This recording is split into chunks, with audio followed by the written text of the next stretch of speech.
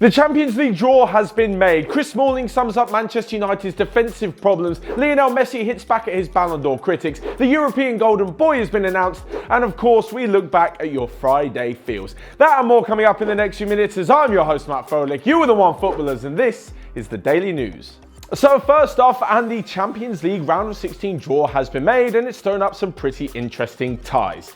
As for Cristiano Ronaldo, well, he heads back to Madrid to face old rivals Atletico. Paul Pogba and his Manchester United side will travel to PSG, and I think there could be a bit of an upset as Ajax are playing Real Madrid. As for the English teams who just scraped through, well, Tottenham's reward for making it through the group with Barcelona and Inter Milan is a game against Dortmund, and as for Liverpool, well, their victory over Napoli sets them up for a last 16 tie against Bayern Munich. Elsewhere, last season semi-finalist Roma play Porto, Barcelona will play against Lyon, and lastly, Schalke will host Manchester City in the first of the legs. That's a return to Germany for Leroy Sané. But of course, what do you guys think will happen in the last 16? Let me know in the comment section down below everything from who's going to score, who's going to trip up, and which teams will be heading through to the quarter-finals. But moving on to yesterday's football, and we all know that Manchester United lost 3-1 to Liverpool, and it's really summed up by the fact that Chris Smalling was offered a new contract just a day before. That's right, 24 hours before pulling out in the warm-up of the game, Smalling was given a new multi-million-pound deal, which has left many Manchester United fans completely baffled. How can a guy who's been part of the defence, which has now conceded more goals in 17 games than they did in the whole of last season, be good enough to be offered a new deal? Surely the likes of Phil Jones can't be next. Well, that said, they probably will be. Anyway, as for the game, well, they definitely didn't deserve anything from it. Now, I know you normally have a go at me for bashing Manchester United, but again, I can't see anything that went right for them. They went to Liverpool, the home of their biggest rivals, conceded 36 shots, 3 goals, and just weren't in the game at all. From here on out, it looks like United are going to have a big and impressive transfer window, especially in the attacking and defensive departments, if they're to do anything in the rest of the season. Who knows, maybe they should think about re-signing Daley Blind, who yesterday scored a hat-trick for Ajax from centre-back. As for Liverpool's side of the game, well, I'm not going to say they weren't a little bit lucky with the goals, but you've got to buy a ticket to win the raffle. And that's definitely what Xherdan Shaqiri did twice by chancing the shot instead of just passing it off. As for Alisson in net, well, he did make a big mistake, and I'm not going to lie, he's definitely not up there with the best goalkeepers in the world. Have your say in the comment section below, but it seems to me that if he was touted as one of the best after that amazing save against Napoli, he can also die by the same sword, and he's not one of the best because of that mistake he made from Manchester United's equaliser.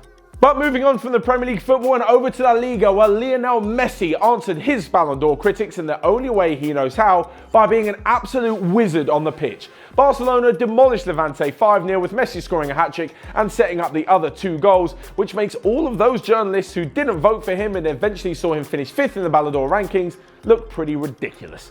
Now, it does mean that Barcelona have opened up a healthy lead at the top of La Liga table, and it means that between Messi and Suarez this season, they've scored more goals than the whole of Real and the whole of Atletico. This is pretty ridiculous going, but given the forwards' form over the last few seasons, you're not really expecting anything else. This is now the 8th year out of the last 9 years running that Messi has scored more than 50 goals in a calendar year, and to be honest, you can't disagree with him being probably the best of all time. First off, I was a Ronaldo fan. I definitely thought he was better, just edging it, but I just thought everything was based around Ronaldo. He was definitely the best. However, I have been converted. I know that's going to annoy a lot of you Ronaldo fanboys, but that's just the way it is. Messi is the greatest of all time. So if Messi is the greatest player at the moment, who's going to be the best in the future? Well, that's what the European Golden Boy Award looks to have found out. The winner is Ajax defender Matthijs de Ligt. Now, the 19-year-old has been incredible since stepping in from the academy and having his debut 3 years ago, and he's now the club captain, a regular in the international side, and he becomes the first defender to ever win the award. Since the award started 16 years ago, there's been 8 forwards, 7 midfielders to win the award. So now, being the first defender, he joins the names of Paul Pogba, Wayne Rooney, Kylian Mbappe, Isco and Lionel Messi as the winner of the European Golden Boy Award. So it's no surprise that the likes of Barcelona and Manchester City are both highly interested in signing him up. Now, we know that he's a fantastic player and obviously he's been given the props, but it shouldn't go without noting that Ajax actually provided 2 of the top 3 winners in this year's award. This is because in 3rd position, Justin Kluivert, now of Roma but an Ajax Academy product, took home 3rd place. and in second place was Trent Alexander-Arnold of Liverpool. It's also pretty impressive to note that there were 2 defenders in the top 3. As for Justin Kluivert and the Ajax Academy, well, if they can negotiate a tough last 16 round, we could see Ajax return to the top of European football. Now, I'm not saying they're going to win the Champions League, but 2 seasons ago they were in the Europa League final, and with the stuff that they're doing in the Eredivisie at the moment, second only to the fantastic PSV this year, we could see maybe just a return to the Johan Cruyff days when Ajax were sweeping teams off the park with some incredible football. And lastly, we come to a look back on your Friday feels. All you guys left your predictions in the comment section below on Friday's daily news.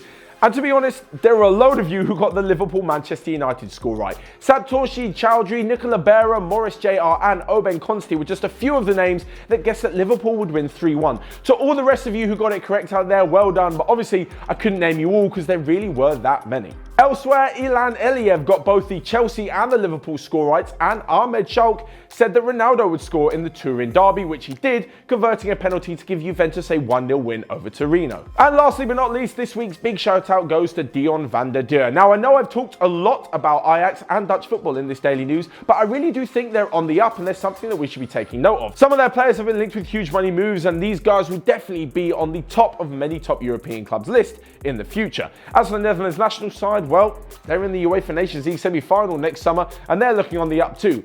As for the prediction, well, he said that Ajax will win by 5 goals or more against Loli de Graafschap in the Eredivisie game, and they won by 8-0, so that's a pretty good off right at the end. They won by 8 goals to 0, with both Hakim Ziyech and Daley Blind both grabbing hat-tricks. An unbelievable result for them and a pretty good prediction overall. So that's all from me for today. Make sure you smash that like button down below and let me know in the comments section who you think is going to go through in the round of 16 Champions League ties. Aside from this, also let me know who Manchester United need to sign and who of the European Golden Boys will go on to win a Balon d'Or. Of course, you can also click here to check out all of the other videos that we've got going on Onefootball. But until next time, I will see you guys later.